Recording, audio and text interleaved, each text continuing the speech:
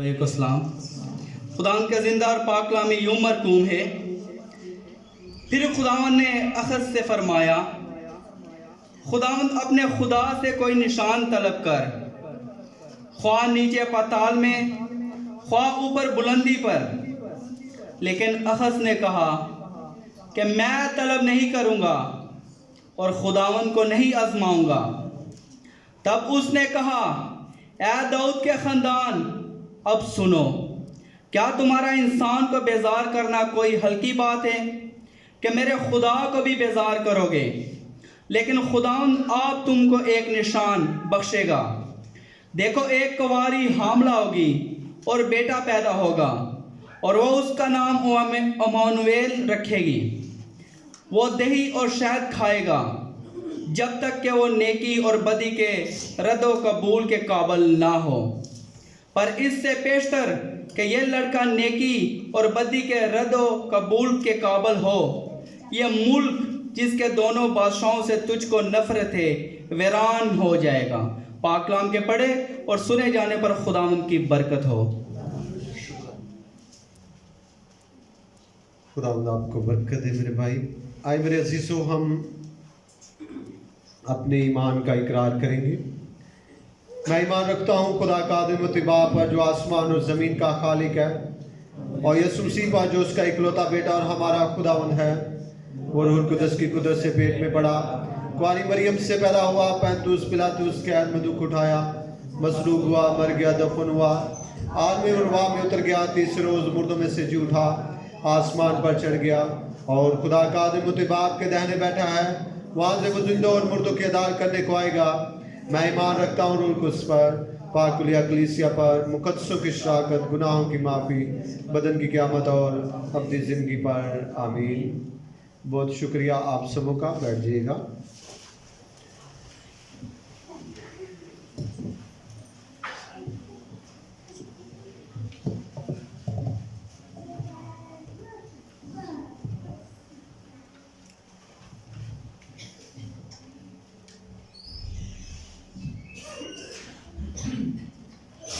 खुदावंद के जलाली नाम में आप सबों को मेरी तरफ से सलाम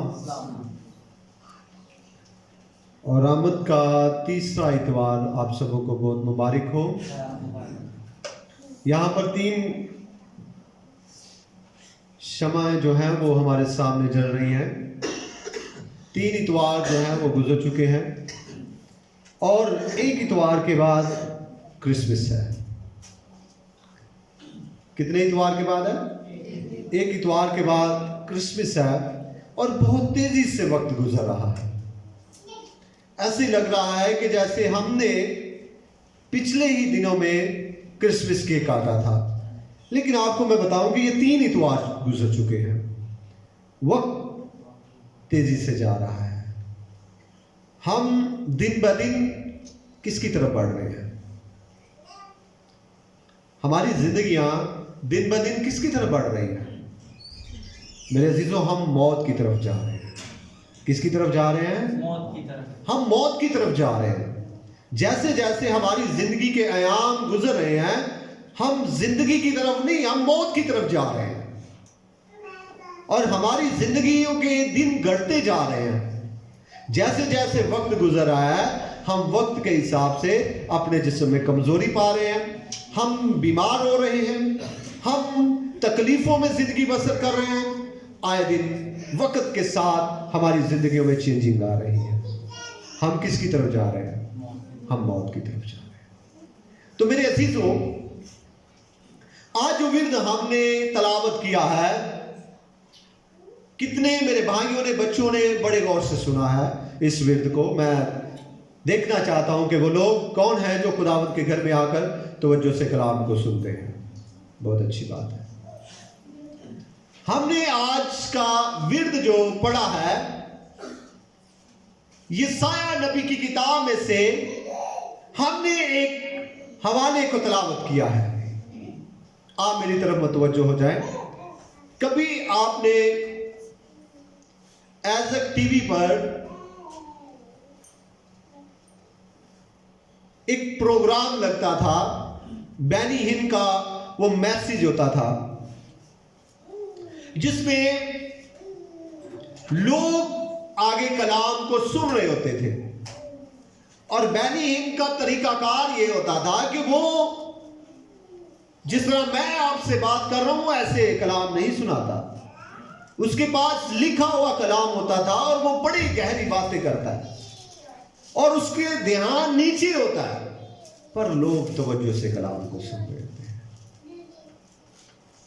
हम भी जब भी हमारी वक्त खुदा के कलाम की तरफ हो और खुदा ने तमाम चीजों से अफजल अपने कलाम को तरजीह दी है। किसको तरजीह दी है? और हमें भी चाहिए कि हम भी तमाम बातों से बढ़कर खुदा के कलाम को तरजीह दें। तो आज जो विरद हमने पढ़ा है ये एक तारीखी वाकयात है जिसमें एक बादशाह का जिक्र है जो यहूदा का बादशाह था और उसका नाम आखिस था। इसको पकड़ ले, इसके एक लगाए भी साथ।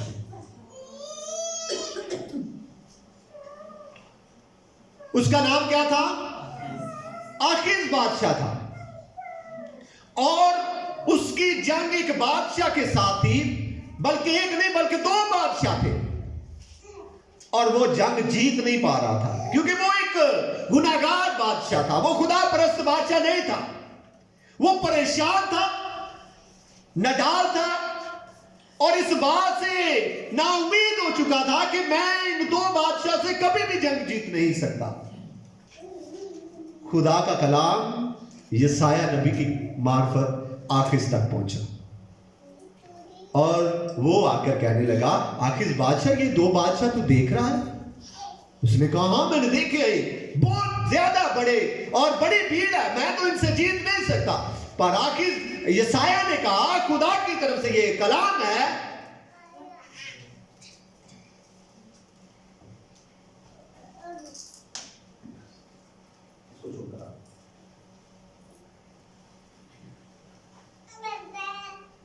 यशायाह की तरफ क्या है? यशायाह की तरफ से एक पैगाम है। क्या पैगाम है? कि तू इन दो बादशाहों से घबराना, मैं तुझे फतह याबी दिलाऊंगा। मैं तुझे क्या दूंगा? फतह याबी दिलाऊंगा। मेरे अजीजों, यशायाह ने आखिर से कहा कि भाई कोई निशान तलब कर, तो कोई निशान चाहता है कि तेरी फतह याबी हो जाएगी? वो कहने लगा मैं कोई निशान नहीं चाहता, मैं नहीं चाहता कि मुझे निशान मिले, क्योंकि वो एक गुनाहगार बादशाह था।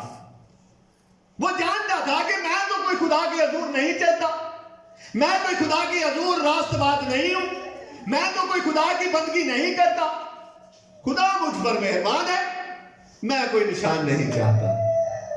यशायाह नबी की किताब में खुदा का कलाम में लिखा है, बाजी इसको जरा पकड़े,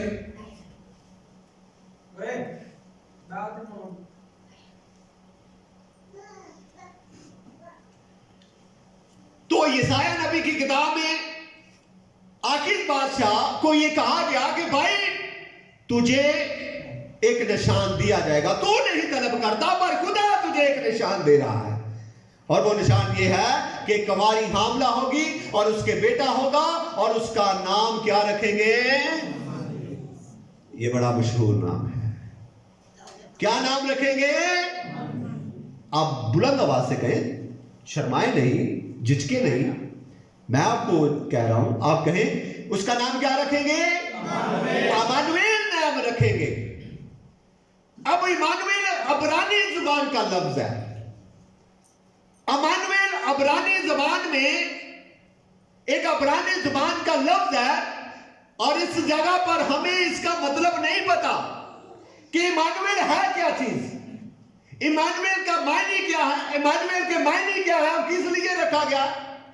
मत्ती की अंजील पहले बाब की अगर आप 22 और 23वीं आयत को पढ़े तो वहां पर लिखा है, जिस तरह यशायाह नबी की किताब में खुदावंद के बंदा ने कहा है कि लिखा है कि उसका नाम इमानुएल रखना, जिसका तर्जुमा है खुदा हमारे साथ है। इमानुएल का तर्जुमा क्या है? खुदा हमारे साथ है, खुदा हमारे साथ है। हम सब का ईमान है। सब बोले हालेलुया। हालेलुया। हम सब इस बात का यकीन और भरोसा रखते हैं और हमारा पुख्ता ईमान है कि खुदा हमारे क्या है, साथ है। अब इस वक्त जब ये नाम दिया गया, आखिर बादशाह परेशान था, आखिर बादशाह नडाल था, आखिर बादशाह ये बात का यकीन नहीं रखता था कि मैं जंग जीत सकता हूं। पर ये नाम देकर, ये नाम यीशु मसीह का रखकर ये बात को जाहिर किया गया, आखिर परेशान ना हो, खुदा तेरे साथ है और वो इस जंग को जीत गया। मेरे अजीजों, पर यीशु का नाम यीशु रखा गया, अमानुएल रखा नहीं गया, क्योंकि ये मसीह की सफात में शामिल है नाम।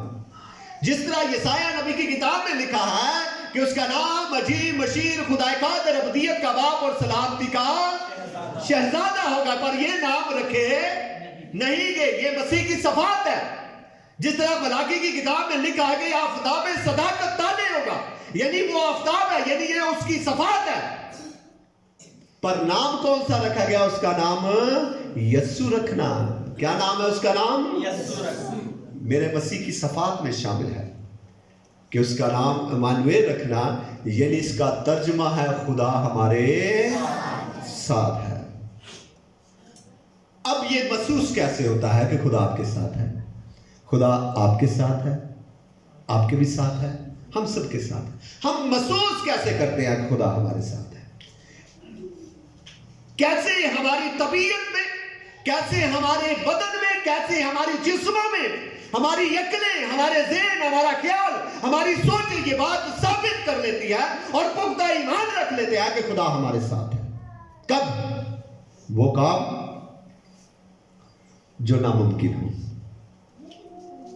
वो काम जो नामुमकिन हो, वो दुख जो सुख में बदल ना सके, वो बीमारी जिसे डॉक्टर ला इलाज कर दे, वो परेशानी जिसे हम दूर ना कर सके, वो टेंशन जो हमारे ज़हन को डिस्टर्ब कर रही है, जिसे हम ना चाहते हुए भी चाहते रहे लेकिन दूर ना कर सके, जब ये तमाम काम हो जाए, जब नामुमकिन का खुदा आपके साथ खड़ा होकर कहे, ये देख मैंने तेरी परेशानी को दूर कर दिया, तेरी बीमारी को दूर कर दिया, ला इलाज बीमारी को दूर कर दिया, फिर हमें महसूस होता है कि खुदा हमारे साथ है। क्योंकि आखिर ये जानता था कि ये जंग मैं जीत नहीं सकता, आखिर नाउमीद था और उसे पुख्ता यकीन था कि मैं ये जंग जीत ही नहीं सकता। खुदा ने कहा कि इमानुएल तेरे साथ है, तो तू जब इमानुएल तेरे साथ है तो तू ये जंग जीत सकता है। मेरे अजीजों, वो वाकयात चंद जब हमें महसूस होता है कि खुदा हमारे साथ है। बनी इस्राएल वादे की सरजमीन की तरफ जब निकले तो मिस्र से वो एक खुशी से निकल आए, नारे लगाते हुए, हालेलुया, बहुत ज्यादा जोश के साथ वो मिस्र से निकले, क्योंकि मिस्रियों ने हाथ जोड़कर उन्हें कहा कि भाई हमारी सरहदों से निकल जाओ। मिस्रियों ने उसे इनाम दिए और कहा कि यहां से चले जाओ, तुम्हारी वजह से हम तो बर्बाद हुए जा रहे हैं, हमारी फसलें बर्बाद हो गई, हमारे खेत बर्बाद हो गए, हमारे माबूद बर्बाद हो गए, हम तो किसी काम के नहीं रहे, अल्लाह का वास्ता तो निकल जाओ। मेरे अजीजों, वो वहां से चले गए खुशी खुशी, अपने बाजुओं को उठाते हुए, लहराते हुए निकले, और जैसे ही निकले आगे बहरे कुलजम था। जैसे बहरे कुलजम को देखा वो डर गए और वहां पर जाकर बैठ गए। अब उन्हें अचानक से इस बात की खबर मिली कि मिस्र की फौज हमारे पीछे आ गई है। वो लोग जिन्होंने खुशी खुशी उनको भेजा था, वही लोग अब उनके पीछे आ गए ताकि इनको यहां पर मार दिया जाए। मेरे अजीजों, नामुमकिन को मुमकिन बदलने वाला खुदा वहां पर मौजूद था। हालेलुया, वो उनके साथ था। तारीख बदलने वाली थी। दुनिया में ऐसा कभी भी मुमकिन नहीं हुआ था कि किसी माबूद ने अपने लोगों के लिए समुद्र को 2 हिस्से कर दिया। पर यहां पर खुदा ने खड़े होकर बहरे कुलदम को 2 हिस्से कर दिया और कहा कि नामुमकिन का खुदा तुम्हारे साथ है। कौन साथ है? इमानुएल का खुदा तुम्हारे साथ है। वो है जिसका ये तर्जमा है खुदा हमारे, वो वहां पर मौजूद है और उसने बहरे कुलदम को 2 हिस्से कर दिया। मेरे अजीजों, आप कभी भी इस बात से ना घबराएं। जब आपको दरवाजे बंद नजर आए, जब आपको किरण कोई भी नजर ना आए, जब नाउमीदी नजर आए, तो उसमें से उम्मीद निकल आए तो यकीन जाने खुदा आपके साथ खड़ा है, क्योंकि वही सब कुछ करने की कुदरत रखता है। मेरे अजीजों, मैं एक और बात आपके साथ शेयर करूंगा और उसके बाद हम कलाम को बंद करेंगे कि किन बातों की वजह से खुदा हमारे साथ खड़ा नहीं होता। वो कौन कौन सी जगह है, वो कौन कौन से मुकाम है, वो कौन कौन सी जिंदगियां हैं जिनके साथ खुदा खड़ा नहीं होता। मैं चंद बातें आपके साथ शेयर करूंगा और उसके बाद हम कलाम को बंद करेंगे। वो लोग जो अपने अंदर गरूर को रखते हैं, खुदा उनके साथ खड़ा नहीं होता। क्योंकि बाइबल मुकद्दस में पहला पतरस के 5वें बाब की 5वीं आयत में लिखा है, ऐ जवानों, तुम भी बुजुर्गों के ताबिया रहो, बल्कि सब के सब एक दूसरे की खिदमत के लिए फरोतनी से कमर बस्ता रहो, इसलिए कि खुदा मगरूरों का मुकाबला करता है मगर फरोतनों को तौफीक बख्शता है। मेरे अजीजों, खुदा मगरूरों के साथ खड़ा नहीं होता। खुदा मगरूरों के लिए कोई चमत्कार नहीं करता। खुदा मगरूरों के लिए कोई नया काम नहीं करता।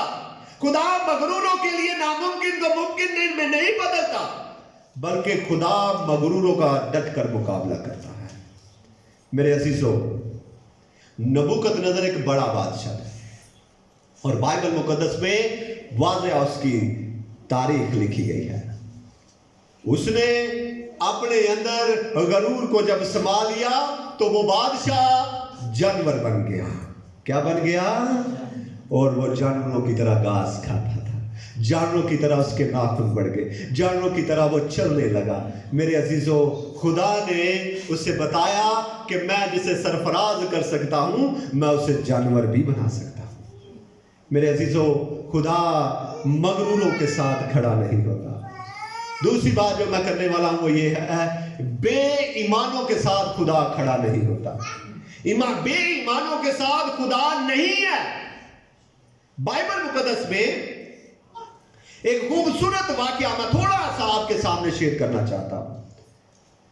बनी इस्राएल वादे की सरजमीन के बिल्कुल करीब आ चुके थे और उन्होंने 2 बंदे यशू और कालेब और 4-5 और काफी लोग केनान में भेजे और कहा, जाकर भाई उस मुल्क का हाल देखो, हम उधर जाकर कब्जा कर सकते हैं कि नहीं, वहां के लोग कैसे हैं, वहां का रहना सहना कैसा है, वहां के लोग कैसे हैं, ताकि हमें इस बात का महसूस हो सके। यशू और कालेब और दूसरे लोग जब वापस आए तो उन्होंने कहा कि वो लोग, यशू और कालेब कहने लगे, बस हम इतने दलेर हैं कि खुदा हमें उन पर फतह याबी दिला सकता है। लेकिन दूसरे लोगों ने कहा, वहां पर तो जब्बार रहते हैं। जब्बार यानी ये आप जितना अपना मकान देख रहा है, इससे भी ऊंचे लोग, बड़े बड़े लोग रहते हैं। उन्होंने कहा, हम तो उनके सामने टिड्डियों की तरह थे, वो तो इतने इतने बड़े हैं, वो तो हमें खा जाएंगे। अब बहुत सारे लोग क्या करने लगे, अपनी छाती को पीटने लगे और बुड़बुड़ाने लगे। खुदा ने उन्हें वहां पर क्या कहा? अगर आप इस हवाले को पढ़ना चाहते हैं तो मेरे साथ पढ़िएगा। खुदा उनके कलाम में लिखा है, गिनती की किताब और उसके 14वें बाब के 28वीं आयत को निकालेंगे। खुदावन के कलाम में खुदा ने फिर कसम ले ली कि मैं इन्हें वादे की सरजमीन पर लेकर नहीं जाऊंगा, जिन्होंने अपने खुदा के साथ वफादारी नहीं की, जिन्होंने बेईमानी को जाहिर किया है, मैं उनको वादे की सरजमीन पर लेकर नहीं जाऊंगा। मेरे अजीजों, अगर आप 14वीं आयत को पढ़े, 28वीं आयत को पढ़े 14वें बाब की, तो लिखा है, सो तुम उनसे कह दो, खुदावंद फरमाता है कि मुझे अपनी हयात की कसम, कि जैसा तुमने मेरे सुनते कहा है, मैं तुमसे जरूर वैसा ही करूंगा। तुम्हारी लाशें इस बियाबान में पड़ी रहेंगी और तुम्हारी सारी तादाद में से, यानी 20 बरस से लेकर उससे ऊपर ऊपर की उम्र के सब जितने गिने गए हैं, उनमें से और मुझ पर शिकायत करते हैं, इनमें से कोई उस मुल्क की बाबत मैंने कसम खाई है वहां तक जा नहीं सकेगा। मेरे अजीजों, खुदा उन बेईमानों के साथ खड़ा नहीं है। लोगों ने बड़े जोश के साथ आकर कहा, जब लोगों ने सुना और छाती पीटने लगे कि खुदा ने सारे नाम कसम खा ली कि हम तो वादे की जमीन में कदम नहीं रख सकते। लोग जोश में आ गए और कहने लगे, हम वादे की जमीन पर जाएंगे, हम खुदा के साथ वफादार हैं। लेकिन खुदा ने कहा, जो पहले तुमने बुड़बड़ाना शुरू किया था वो अब वहीं पर है, अब खुदा तुम्हारे साथ नहीं है।